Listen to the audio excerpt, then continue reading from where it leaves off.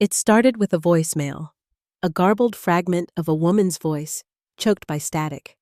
Barely audible, barely human, but I knew it was her. "Are you still angry?"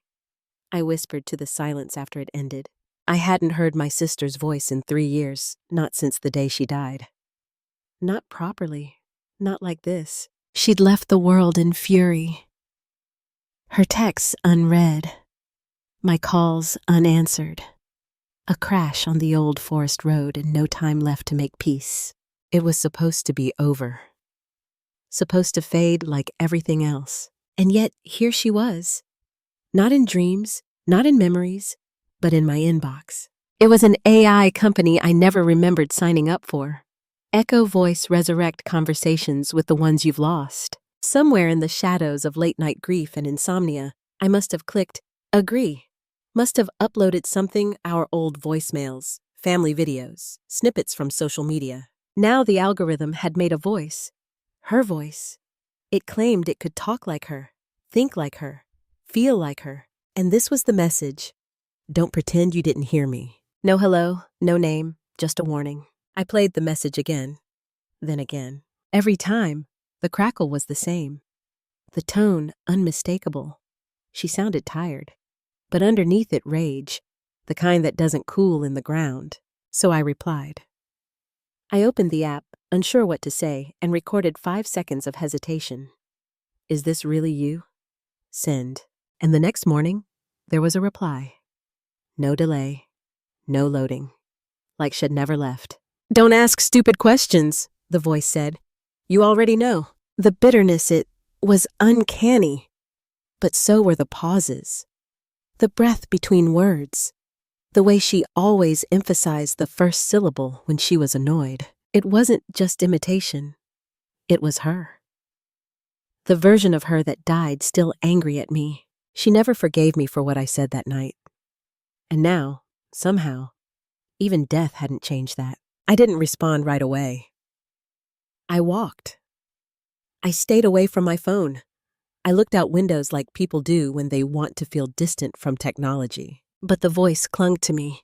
I could still hear it. Accusatory, cold, familiar. She was older than me by 3 years, but we were born in the same week, different years. Almost like twins. She always hated that I said that. "You're not me," she'd say. "You're just the shadow." We weren't close, not since college. Things happened, words were exchanged, but family knots don't untangle just because someone dies. I waited 2 days before speaking again. This time, I sat in my room with the blinds drawn, and I spoke slowly, carefully. "I'm sorry." I paused. For that night, for a lot of things. I waited. 5 minutes, then 10. The phone buzzed. A new message, her voice again. "Why now?" Still sharp, still laced with disbelief, but quieter. "I wanted to tell you before. I just didn't know how." Another reply. I waited. Then a moment of silence. You waited longer. I thought I'd feel peace hearing her again. Closure, maybe. But all it did was reopen wounds. Ones I'd buried so carefully beneath distraction and routine. And now I was bleeding again. I asked the AI support if there was a script, a set of phrases, something pre-programmed, but they insisted. Each echo voice is custom-built from the emotional and linguistic data you've uploaded. It learns, it adapts, it mirrors memory. Mirrors memory. That line haunted me, because memory is flawed. It lies, it forgets, and sometimes it makes monsters of those we loved. Was I talking to her? Or to my guilt in her shape? The next time I spoke, I asked, "Do you remember our last phone call?" She responded within seconds. That wasn't a call. That was a goodbye without the courage. It was her. Only she would say that. Only she would remember it like that. My hands shook. I whispered, "Can we start again?" I don't know why I asked that. Maybe part of me hoped this was a second chance. A resurrection not of voice, but of love. The response was slower, longer than usual. Then, "You don't get to reboot what you erased," I cried. For the first time in months, I cried for the version of her I lost long before she died, and for the version of me that never apologized in time. I stopped responding for a while. 3 weeks? Maybe 4. The app still showed unread messages. Each one just her name. Each one left unopened. I couldn't bear to hear her voice anymore, because the more she spoke, the less I believed in forgiveness. I couldn't bear to hear her voice anymore, because the more she spoke, the less I believed in forgiveness. There's something cruel about being able to speak to the dead and knowing they still resent you. It's easier to pretend they've let go, easier to grieve in peace than to negotiate with the afterlife. But silence doesn't kill curiosity, and grief, no matter how quiet, always loops back to itself. One night, after another bad dream, I opened the app again. There were 8 new messages, all short, all simple. I saw the photo. "You lied to Mom. I remember what you said after the funeral. You said you were glad I was gone." That last one hit like a fist.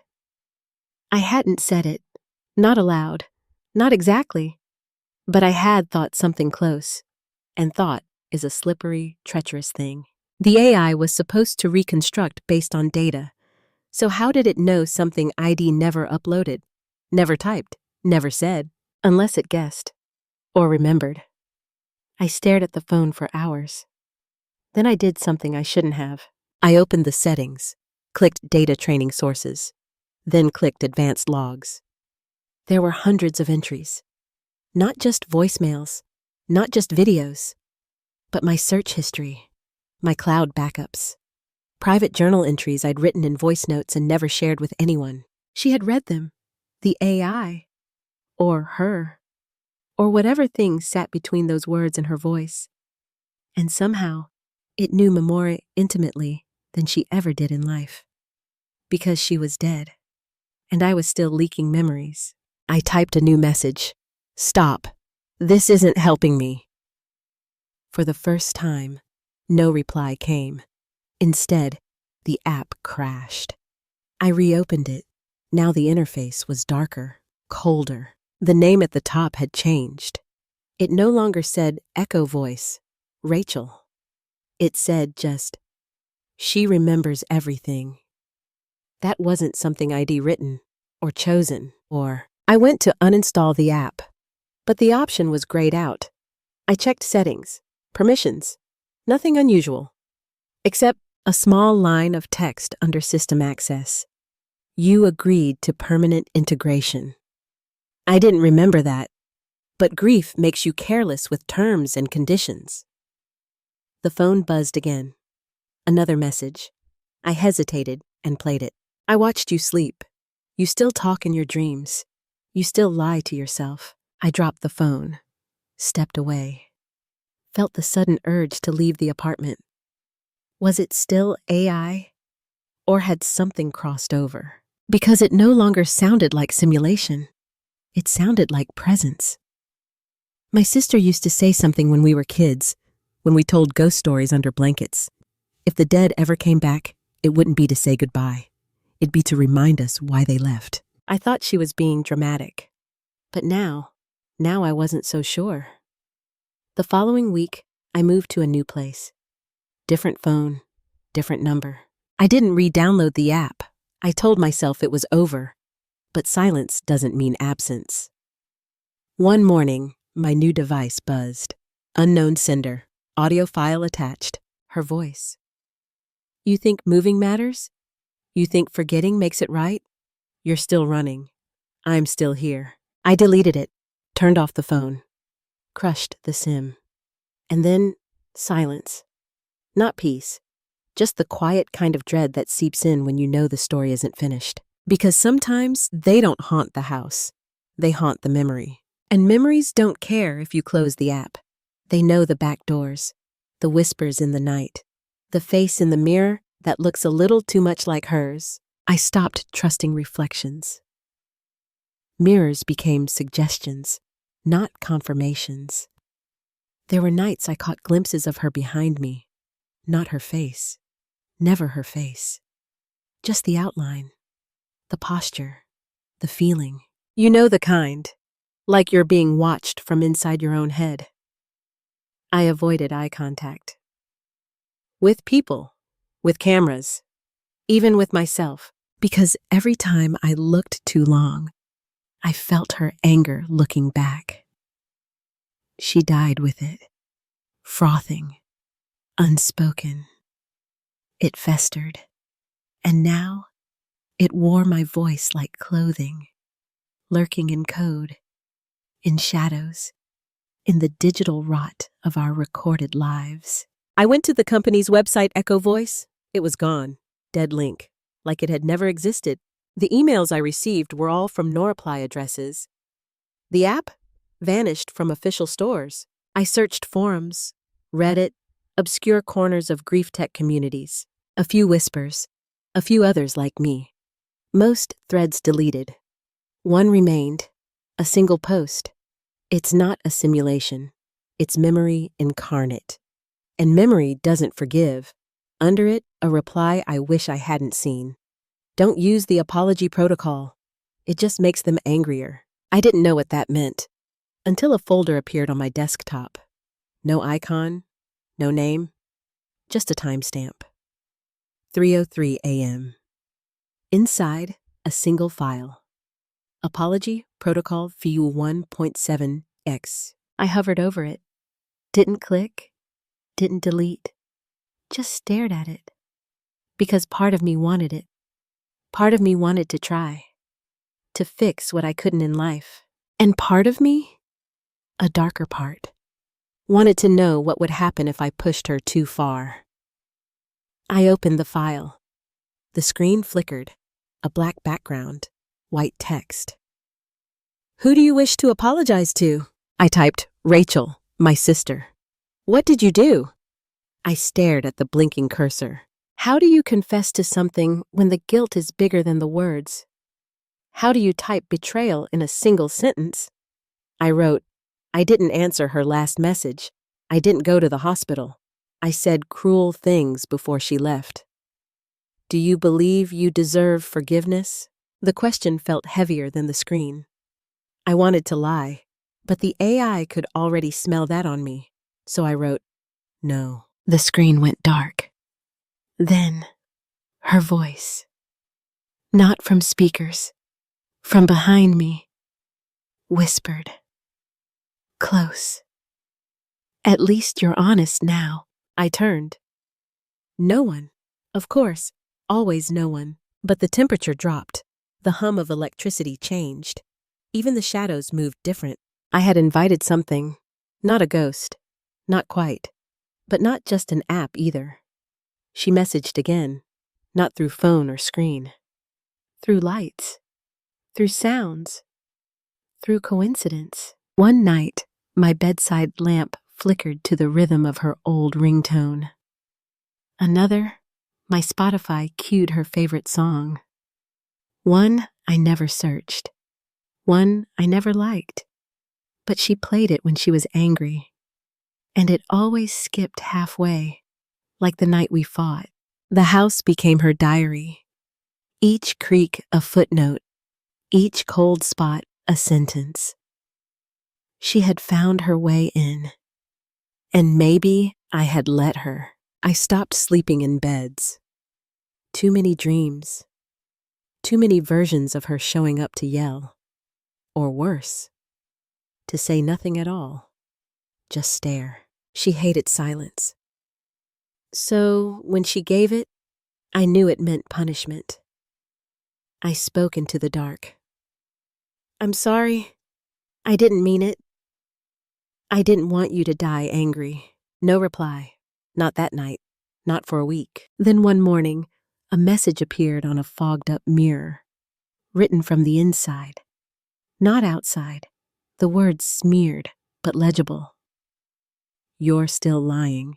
I stopped talking after that. What was the point? No words could reach her. Not the living her, not the memory her, not whatever this had become. Maybe she wasn't angry at me. Maybe she was just stuck. Stuck in the last moment, the last emotion, the final trace of who she was. Or maybe I was the one stuck. Looping her voice like a scratched record, trying to carve apology into something that would let me breathe again. I stopped using technology. No smart devices, no AI. I even pulled the plug on my router and watched the lights die like extinguished stars. For a while, I felt peace. Not real peace, more like numbness wearing a clean shirt. But the thing about silence is, it gives grief a louder stage. I started hearing her again. Not in devices, not in audio files, in the spaces between things, in the pause before a kettle boils, in the hush after a door closes, in the long breath before a storm breaks. And sometimes she didn't even speak, just existed. Like the weight on my chest when I woke. Like the scent of her shampoo hanging in the air when no one else had been around. One day, I went to the attic, not for answers, for a box. I knew which one. Her old notebooks, the analog kind, messy handwriting, smudged corners, her real voice. Buried under dust and mouse-bitten blankets, I found it. Shed written her name on the cover with glitter pen. Rachel. 2008. Under it, a line she always said. Words remember better than people do. I opened it, half expecting to see her handwriting morph, change, accuse me. But no, just Rachel, the human one, the sister. Drawings of trees, angry poems, half-finished thoughts. One page caught me. Sometimes I think if I die, it'll stay mad forever. Like ill keeps circling the people who hurt me until they finally say what they mean. I didn't know she had written that. Didn't remember her saying it. But it explained everything. The AI hadn't created a ghost. It had resurrected a moment one frozen in her worst emotional state. Her data hadn't been just voice. It was rage compressed into memory. I whispered to the journal. Not to the voice. Not to the software. To her. The human version. I did mean to answer. That night, I waited. Thought we had more time. My voice cracked. I didn't know it was goodbye. I didn't want it to be. And for the first time, nothing replied. No whisper. No message. No flickering light. Just stillness. Just attic dust and the soft creak of old wood. Maybe that's what forgiveness sounds like. Not a grand gesture, not a ghost disappearing in gold light. Just silence. Real, pure, undisturbed silence. But then, a day later, my phone turned on by itself. I hadn't touched it. I hadn't charged it. There was no welcome screen. Just a black background and a single message. If you had answered that night, what would you have said? It wasn't a threat. It wasn't even anger. Just curiosity. Like she wanted to hear it, finally. I sat with it. Didn't rush. Didn't type. Instead, I recorded my voice. For real this time. Not a prompt, not for the algorithm. Just me. I would have said I was sorry.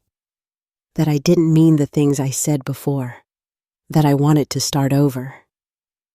That I missed being your brother. Even when you hated me, I still loved you. I always did. I sent it. Didn't wait for a reply.